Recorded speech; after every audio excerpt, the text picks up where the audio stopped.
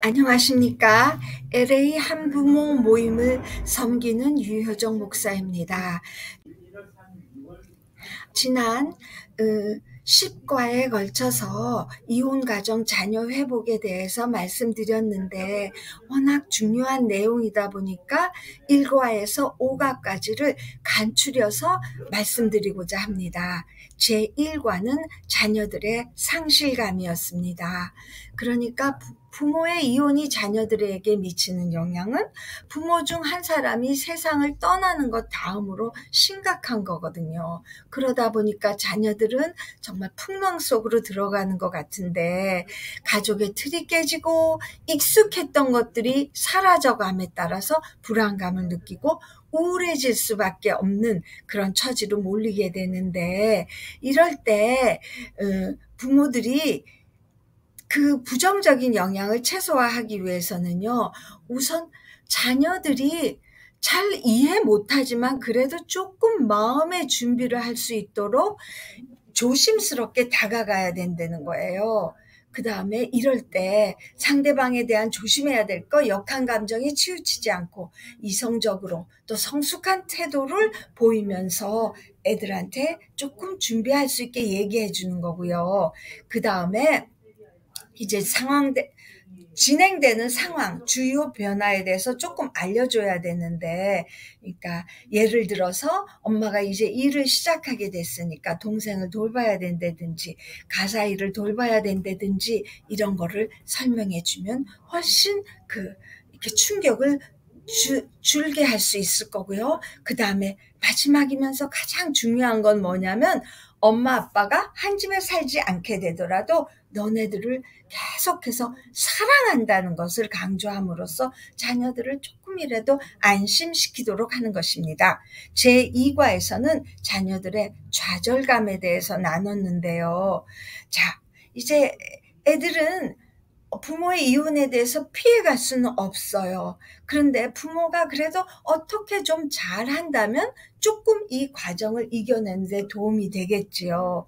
그런데 이제 이혼이나 별거한 배우자 간의 자녀 양육을 위한 관계 유형을 굳이 4가지로 나눈다면 다음과 같이 나눌 수 있어요.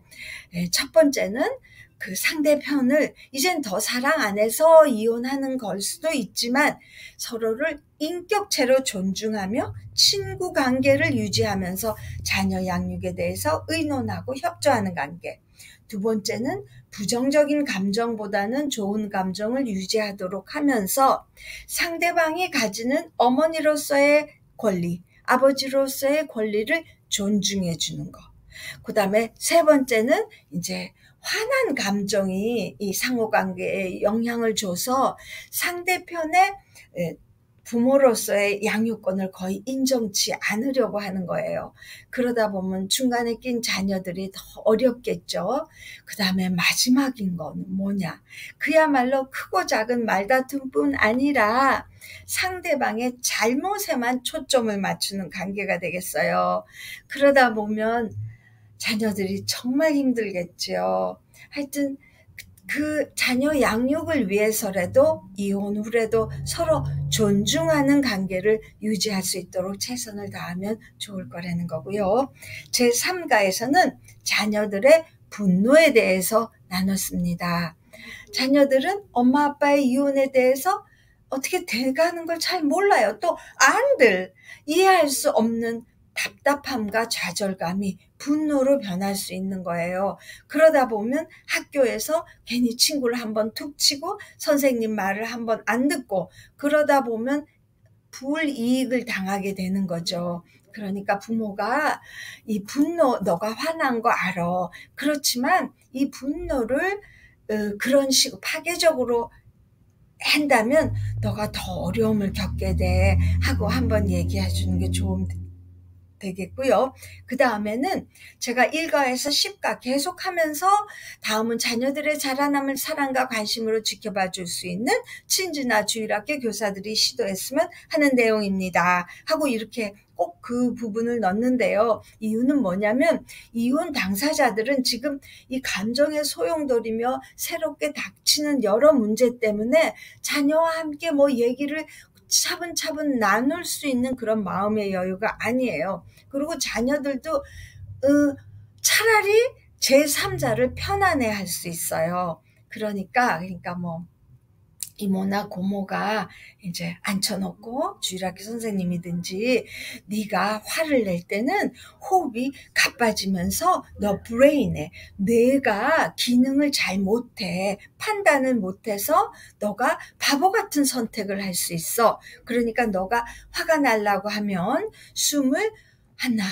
둘, 셋, 10번을 세면서 숨을 후 들이켜서 배가 풍선처럼 불러지게 한 다음에 다시 10번을 세면서 천천히 그 숨이 나가게 해서 배가 다시 홀쭉하게 만드는 거야. 이런 거를 풍선 기법이라고 하거든.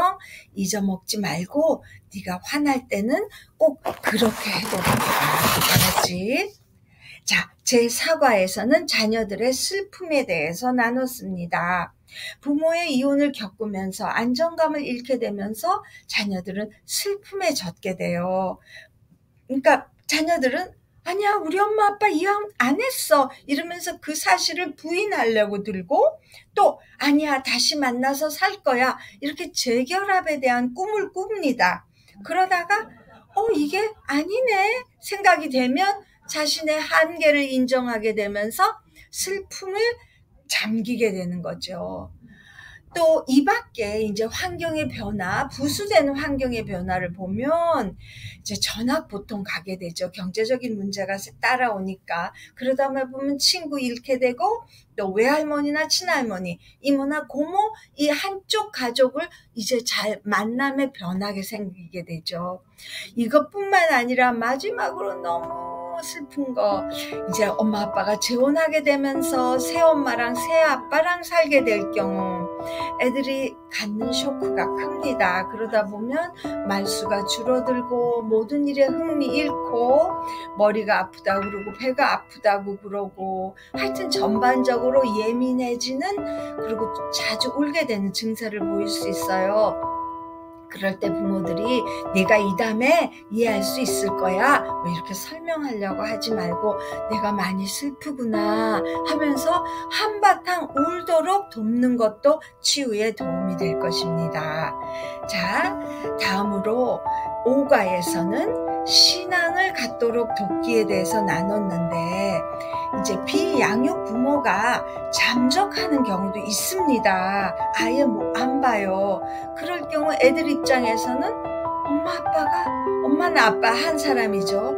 나를 한 번도 보려고 안 하네. 이러면서 너무나 애들이 당황해하면서 또 지금 살고 있는 부모마저 떠나지 않을까 하는 두려움 속에서 정서장애를 겪을 수 있다는 거죠. 이럴 때 함께 사는 부모가 적절한 사랑의 말로 엄마는 결코 떠나지 않을 거야, 아빠는 너와 항상 함께 있을 거야, 이렇게 격려하면서 편안하게 해는 엄마 아빠를 믿어주는 그런 태도를 갖도록 도운데, 역시 하나님을 아는 게 최고지 않겠습니까? 그러다 보니까 이제 주일학교, 초등학교 때는 여름 성경학교 있잖아요. 거기에 꼭 가게 한다든지, 중학교 고등학교가 되면 여름방학이나 겨울방학에 하는 수양회를 가게 함으로써 거기서 하나님을 1대1로 경험하도록 하고, 그럼 신앙심이 커짐에 따라서 하나님의 사랑하심에 대해서 알게 되면서 사회적으로 위축되더라도 어떤 마음의 든든함이 갖게 되는 거죠.